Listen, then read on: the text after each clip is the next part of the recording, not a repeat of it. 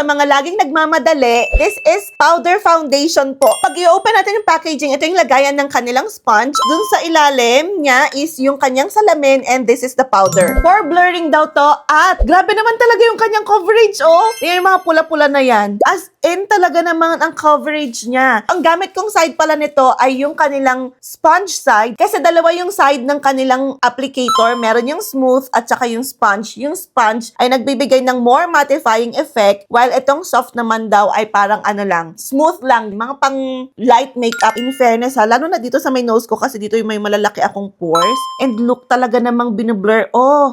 Tapos, mabilis lang siyang i-apply. Kaya pala perfecto para sa mga nagmamadali. Look at the coverage here. Ito na yung na-applyan natin. At ito naman yung wala pa. Tingnan nyo, kitang-kita yung mga chismis ko dyan, yung mga dark spots ko, yung mga pula-pula na mukha ko. Ang nilagay ko lang pala sa mukha ko is yung aking mga moisturizer, sunscreen, ganyan lang. Hindi rin ako nag-primer or anything. Pero, look at the finish.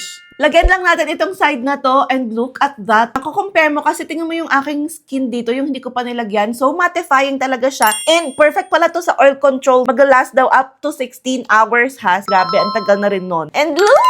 O, diba? Ang ganda na. Hindi na pulang-pula yung aking mukha. Natakpan na talaga yung mga chismis sa aking face. Ito yung kanilang shade 02 Ivory. Nagustuhan ko siya kasi tunay nga naman na tingnan nyo yung lapat niya. Parang hindi ako naka-powder foundation dyan. Pero, natakpan niya yung mga chismis na mukha ko. Tingnan niyo yung screenshot ng mukha ko kanina nung wala pa. And look at my face now. Diba? Ang claim na to ay waterproof daw. Try natin kung totoo nga bang waterproof. Ayan o, hindi pa siya talaga nabubura. Teka lang, lagyan natin yung all over the face. Ay, pumasok sa damit ko! Pumasok sa damit ko!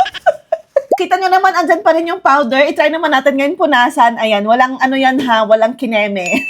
I-try natin ipat yung ating mga basa sa mukha. Walang cut. Diba? Ang galing! Ang galing niya, guys. In fairness. Dito, tanggalin natin yung basa here. Ang galing! So, kapag ka naambunan kayo, kunwari sa labas, iganon nyo lang ng tissue. O, diba? Fresh pa rin kayo. O, andyan pa rin yung powder. Diba? Ang galing! Kaya perfect na perfect talaga nga itong Skintific na Ultra Powder Foundation kapag ka nagmamadali kayo. Nakalimutan kong ipakita kanina, ito pala yung difference ng sponge side. Kasi pag sponge side is mattifying talaga yung effect niyan. Ayan. Tapos itong soft side naman niya ay smooth finish lang naman siya. So kagaya niyan. Ayan no. Very smooth lang siya. Perfect lang siya kapag ka daily use lang. Ayan. Tingnan niyo yung difference. Ayun lang. Kaya naman kung gusto niyo ng high coverage at long lasting na powder, Skintific Ultra Cover Foundation, i-check out nyo na yan bago pa kayo maubusan.